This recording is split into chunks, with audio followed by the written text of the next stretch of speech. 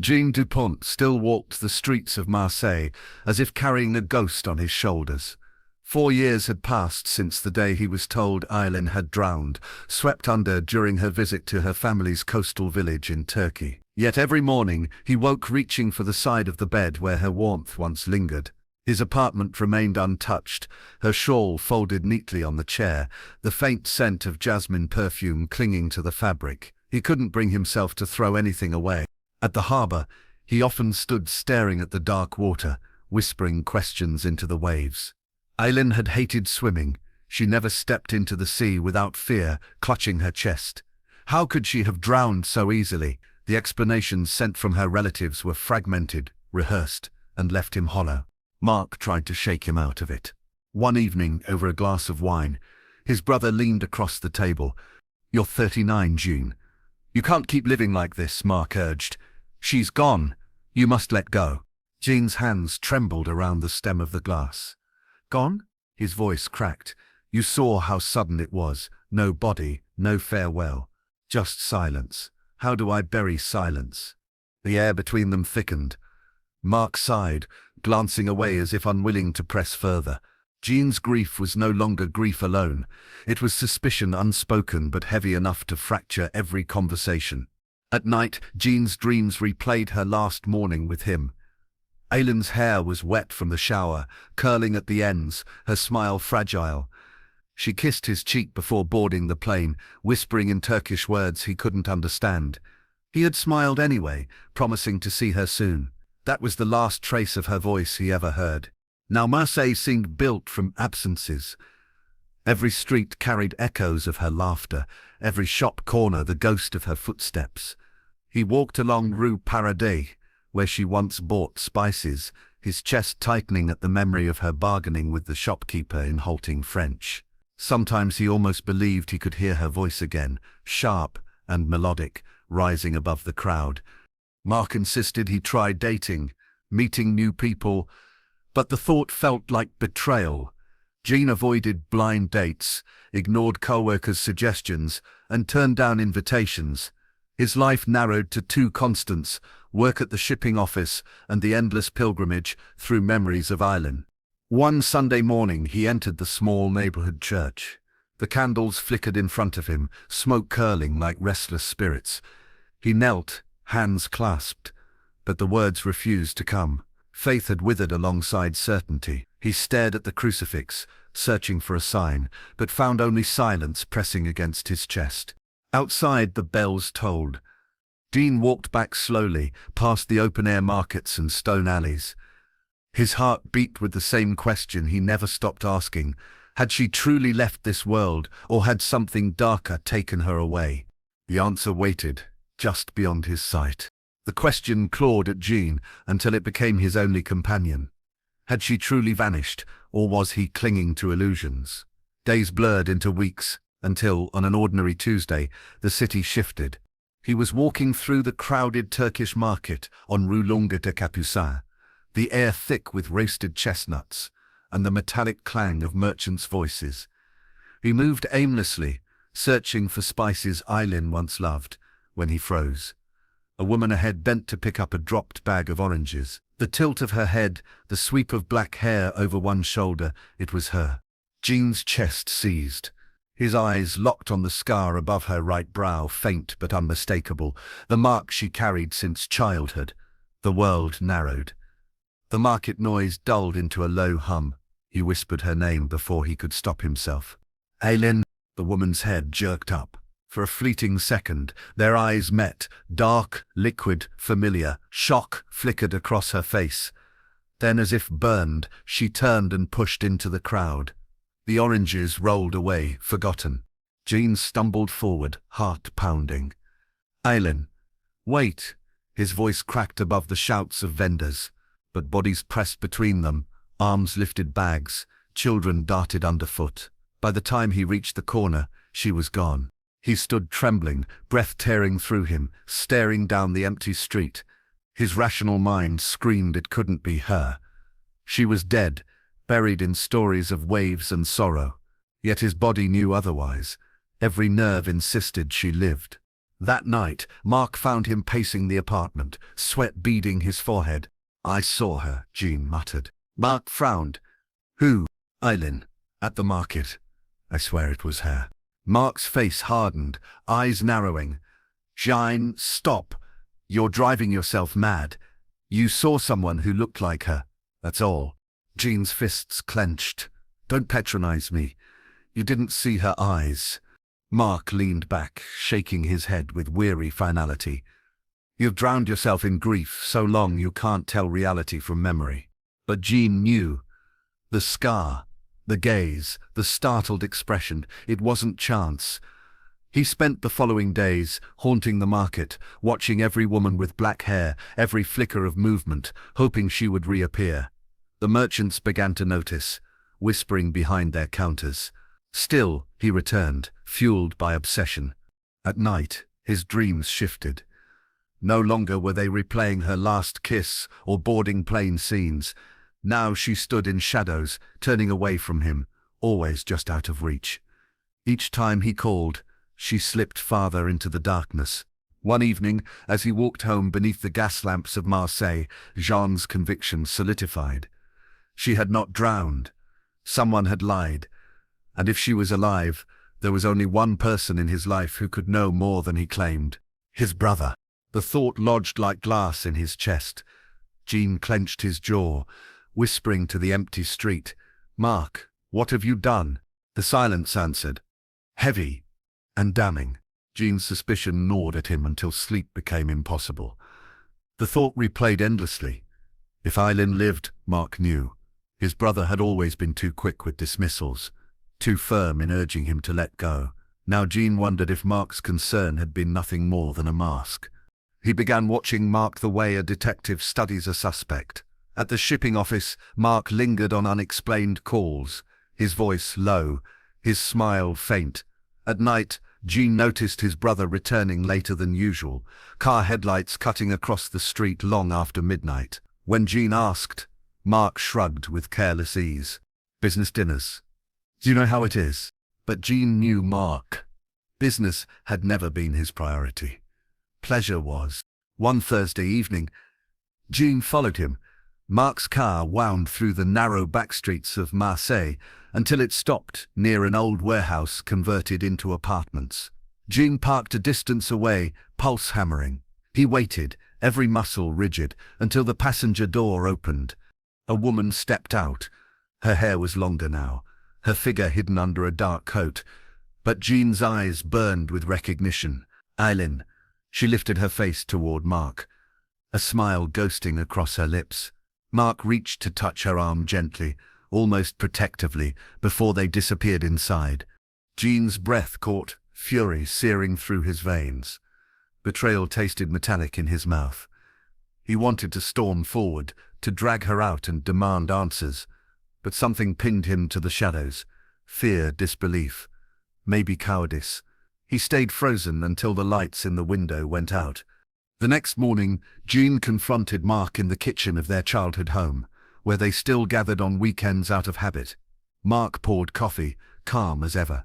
"Where were you last night?" John asked. Mark looked up, brow arched. "Out." "Why?" "You were with her."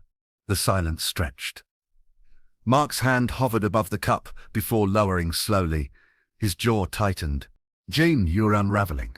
"I saw her, Mark. Don't lie." "Aylin. Alive. With you." Mark exhaled sharply, shaking his head.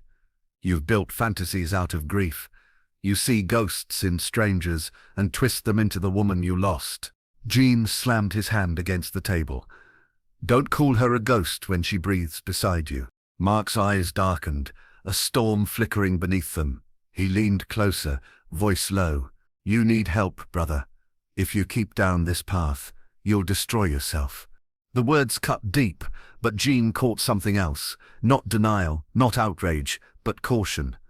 Mark's tone wasn't the anger of an innocent man, it was the restraint of someone protecting a secret. Jean's thoughts spiraled. How long had it been? 4 years of lies, 4 years of mourning, while Mark lived another life with her. Was it love? Lust? A scheme? That evening, June returned to the warehouse apartments, staring up at the windows until fatigue blurred his vision. He saw shadows moving inside, two figures crossing paths in quiet intimacy. Every glimpse deepened the wound. On the walk back his chest ached with more than grief. It was humiliation, his wife alive in his brother's arms. His mourning transformed into mockery.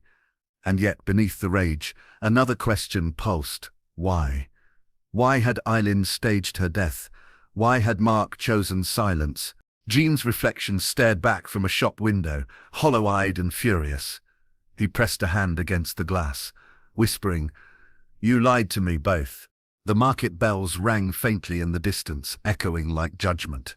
And June knew he would get the truth, no matter the cost. Jean's fury burned hotter with each passing day, until silence was no longer an option. He had followed Mark enough, seen enough shadows of Aylin to know the truth was within reach. Now he needed to face it. One damp evening, rain streaked across Marseille's cobblestones as Jules waited near the apartment building. The hour was late, the streets nearly empty. He saw her emerge, umbrella tilted, walking quickly toward the alley where the glow of a single street lamp cut through the darkness. Jean stepped forward. "Aylin." Her steps faltered. Slowly she turned. The umbrella trembled in her hands, and her eyes widened as if she had seen a ghost herself. For a moment, neither spoke. Rain pattered between them like a curtain. "It can't be," she whispered. "It is," Jim said, his voice hoarse. 4 years. I buried you in my mind every day, and you were here, with him." Aylin's lips parted, but no words came. Her gaze darted down the alley, as though escape remained an option. Jean blocked her path. "Why?" His voice cracked. "Why lie? Why leave me to grieve over water and silence?" Her chest rose and fell, breath quickening. Finally she dropped the umbrella, letting the rain soak her hair and coat. "You don't understand. I had no choice." Jean laughed bitterly. "No choice? You chose Mark. You chose deception." "I chose survival," she snapped suddenly, her voice trembling yet sharp. "With you, Jean, I felt like a prisoner. You clung to me so tightly I could not breathe. Every decision, every move, your love smothered me until escape was the only way left." The accusation pierced deeper than any knife. John staggered back, shaking his head. "Smothered? I loved you. I gave you everything, and it was never enough," she said, tears streaming down her face. "Not for me, not for the life I wanted. With Mark it was different. He gave me space. He understood what freedom meant." Jean's fists clenched. "So you let me believe you drowned? Do you know what that did to me? The nights I woke screaming, searching for your body in the dark. You killed me long before tonight." Aylin covered her mouth, sobbing into her palm. But even through her tears, guilt mixed with defiance. "I couldn't tell you the truth.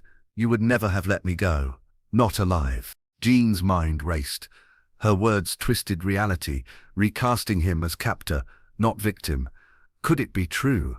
Had his devotion been a cage, or was this another layer of lies to justify betrayal? He stepped closer, his voice low. "Then answer me this. Why Mark? Of all people, why him?" Her body stiffened. She didn't respond. Her silence was sharper than any admission. Jean's pulse thundered. "It wasn't just about me. You and he. This was planned." Her eyes flicked toward the street lamp, the shadows dancing across her face. "Some truths destroy more than they reveal," she whispered. "If you keep digging, Jean, you won't survive what you find." The words chilled him more than the rain. He searched her face, desperate for something, love, remorse, even hatred, but found only exhaustion. As if secrets had worn her soul thin. She turned suddenly, snatching her umbrella from the ground, and walked away before he could stop her. Jean stood alone, soaked to the bone, his heart split between fury and doubt. The alley grew silent again, yet her warning echoed inside him. Some truths destroy, and Jean knew he would dig anyway. Jean could not sleep. Aylin's words replayed endlessly. Some truths destroy more than they reveal. He sat in his apartment surrounded by her untouched belongings, staring at the shawl she had left behind, as if the fabric itself might confess what her lips refused. But silence offered no peace. He needed proof, something tangible to cut through the fog of lies. He began with her past. At the town hall he requested records tied to her death. The clerk frowned, flipping through files. There was no official death certificate, only a vague notice from Turkish authorities. The paper looked worn, the ink smudged. Jean's gut twisted. Fraud had been woven into the foundation of her disappearance. At the shipping office, he quietly asked contacts about Mark's dealings. Whispers followed. Sudden transfers of money 4 years ago, meetings with men from Istanbul, known for laundering funds through Marseille's ports. Jean's suspicion deepened. This was no mere love affair, it was survival wrapped in crime. He visited their old neighbor, Madame Girard, who once watched Aylin through lace curtains. The elderly woman leaned on her cane, eyes sharp despite her years. "I remember her last week here," she said softly. 2 men came one evening, shouting in Turkish. Aylin looked terrified. After that, she vanished. "We thought they dragged her away." Jean's blood chilled. He asked what the men looked like, but Madame Girard only shook her head. "Dangerous," she whispered. The puzzle pieces cut him as they fit together. Aylin hadn't simply escaped him. She had fled something darker. And Mark had sheltered her, perhaps willingly, perhaps entangled by the same shadow. Jean's search led him to an abandoned café where old shipping manifests were stored. Among the faded pages, he found Mark's signature tied to consignments routed through Turkey, shipments that never fully arrived in Marseille. The missing cargo was masked as spices and textiles, yet the sums of money involved were far too large. Smuggling, fraud, debts, Mark and Aylin had stepped into a dangerous web, and their staged tragedy was the key to survival. Yet the question remained, where did love end and strategy begin? Did Mark protect Aylin out of devotion, or because she carried the secrets that bound them both? Jean walked home under the dim street lamps, his mind heavy with betrayal. Every truth he unearthed only dug the blade deeper. He had not just lost a wife, he had been turned into an unwitting pawn in a scheme far larger than grief. He reached his door, pausing as a chill crawled his spine. The envelope lay on the floor, slid beneath the crack. His name scrawled across it in familiar handwriting. Inside, a single line. "Stop digging, Jean, or you'll drown next." His hands shook, the paper damp in his grip. Someone was watching, and Jean realized the real danger was only beginning. The warning note lay on the table like a loaded gun. Jean couldn't escape its threat, nor the truth it implied. Mark knew he was digging too deep, and Mark wanted him silent. He drove to their childhood home that evening, storm clouds pressing low over Marseille. The house was quiet, almost sacred in its familiarity. It smelled of old wood and their mother's forgotten perfume. A place built on shared history now poisoned by betrayal. Mark stood in the kitchen, sleeves rolled up, pouring himself a drink. His face was calm, too calm. "You've been busy," Mark said without turning, "asking questions, staring ghosts." Jean's jaw tightened. "She's alive, Mark. Don't insult me with denials." Mark finally looked at him, glass in hand. "And if she is, what then? Will you drag her back into your prison of grief?" "Prison?" Jean's voice cracked. "I gave her love. You gave her lies." Mark set the glass down hard enough to rattle. "You smothered her, Jean. You couldn't see it. She begged me for help." The words hit like fists. Jean stepped closer, fists clenched. "Help? Or opportunity? Did you wait for her to drown so you could step into her arms?" Mark's eyes darkened. "Careful!" Years of resentment spilled loose, words sharpened by rage. "You've always envied me, always second best, and now you've stolen the only thing I had left." The kitchen air thickened, thunder cracking outside as if echoing their fury. Mark's voice dropped to a growl. "She chose me because I wasn't you." The last thread snapped. Jean lunged, shoving Mark against the counter. The glass shattered, spilling whiskey across the tiles. Mark fought back, fists swinging. The brothers grappled like cornered animals, decades of rivalry boiling into raw violence. Jean slammed Mark against the wall, breath ragged. "You lied to me. You let me mourn her while you held her at night." Mark snarled, striking back. "You'd rather her dead than with me." The struggle shifted into the living room, bodies crashing into furniture, framed photos scattering across the floor. Their father's portrait shattered, glass raining over the carpet. Blood smeared where Jean's lips split, where Mark's knuckles split. For a heartbeat, they locked eyes, two brothers bound by love, betrayal, and the same woman's shadow. Then Mark grabbed a shard of broken glass, raising it in trembling hands. Jean's chest heaved, fury warring with desperation. He lunged again, and the struggle turned deadly. When silence finally settled, only one brother was left standing. Chest heaving, hands trembling red. The storm outside broke open, rain hammering against the windows, as if trying to wash the blood from the walls. Jean staggered back, staring at what he had done. Some truths destroy, and he had become their final cost. The storm lingered into morning, washing Marseille in grey light. Jean sat motionless on the floor of the living room.